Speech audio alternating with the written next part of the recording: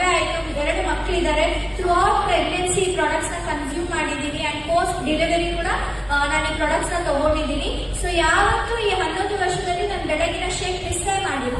So ಅದು result. So weight loss ಯಾವತ್ತೂ ಕಷ್ಟ ಅನಿಸ್ಲೇ ಇಲ್ಲ ಅಂಡ್ ಹೆಲ್ತ್ ಅಮೇಜಿಂಗ್ ಆಗಿದೆ. ಇವಾಗ ನನಗೆ 30 ವರ್ಷ. ಹೇಗೆ ಅನ್ಸುತ್ತೆ? ನಮ್ಮ ಅಮ್ಮಗೆ ಫಸ್ಟ್ ಶೇಕ್ ಸಿಕ್ತು, ಅವ್ರಿಗೆ ಸಿಕ್ಕಾದ್ಮೇಲೆ ನಾನು ಶೇಕ್ ಸ್ಟಾರ್ಟ್ ಮಾಡಿದೆ. ಶೇಕ್ ಸ್ಟಾರ್ಟ್ ಮಾಡಿ 3 ತಿಂಗಳಿಗೆ 13 ಕಿಲೋ ವೆಯ್ಟ್ ಲಾಸ್ ಮಾಡ್ಕೊಂಡೆ. ಇವಾಗ 3 ವರ್ಷದಿಂದ ಸೇಮ್ ವೆಯ್ಟ್ ಮೇಂಟೈನ್ ಮಾಡ್ತಿದ್ದೀನಿ.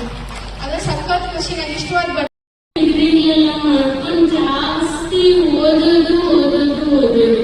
ಸೆಂಟ್ರಲ್ ಗೌರ್ಮೆಂಟ್ ಆಫೀಸಲ್ಲಿ ಪ್ರೋಗ್ರಾಮಿಂಗ್ ಅಸಿಸ್ಟೆಂಟ್ ಆಗಿ ವರ್ಕ್ ಮಾಡ್ತಿದ್ದೆ.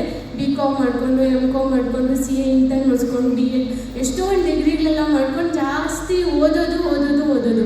ಸೊ ಬುಕ್ಕಲ್ಲಿ ಇರೋದನ್ನ ಜಾಸ್ತಿ ನಂಬ್ತಿದ್ದೆ, ಜನರೆಲ್ಲ ಜಾಸ್ತಿ ನಂಬ್ತಿರ್ಲಿಲ್ಲ, ನಂಬಿಕೆ ಇರ್ತಿರ್ಲಿಲ್ಲ. ಬಟ್ ಈ ಗ್ರೂಪಲ್ಲಿ ದಿನ ಬರ್ತಾ ಸೊ ನನಗೆ ಇದೆಲ್ಲ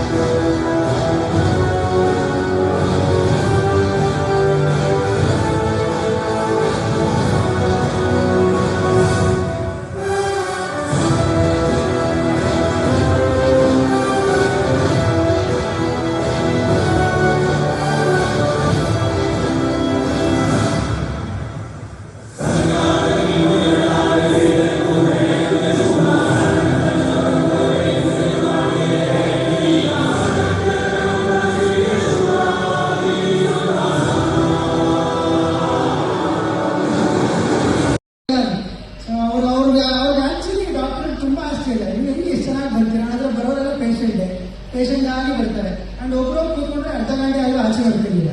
5 ನಿಮಿಷ ಚೆಕ್ ಮಾಡಿ ಬರ್ತಾ ಇದ್ದಾರೆ. ಸೊ ಥ್ರೂಔಟ್ ಪ್ರೆಗ್ನೆನ್ಸಿ ಮಗುನು ಸೂಪರ್ ಆಗಿತ್ತು.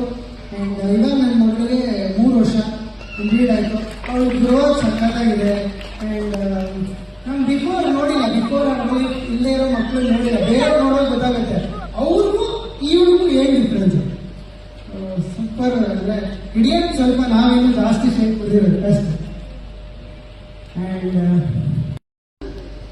ಇಲ್ಲ, success is the result of continuous and persistent effort. ಅಂದ್ರೆ ಆ ರಿಪೀಟೆಡ್ಲಿ ಆ ಏಟನ್ನ ಅದೇ ಕೋರ್ಸ್ ನಾವು ನೋಡಿದ್ರೆ ಮಾತ್ರ ಆ ಕಲ್ ಬ್ರೇಕ್ ಆಗುತ್ತೆ. ಬ್ರೇಕ್ ಆಗಿ ಏನೇನು ಶೀಲ ಆಗಬೇಕು ಎಲ್ಲ ಆಗಿ ಆ ದೇವಸ್ಥಾನ ಒಳಗಡೆ ಹೋಗಿಸೋದು. ಸೊ ಹಾಗಿದ್ರೆ ಆ ಮೊದಲನೇ ಎಫರ್ಟ್ ನಾವೇನು ಹಾಕ್ತೀವಿ ಎಲ್ಲ ಈ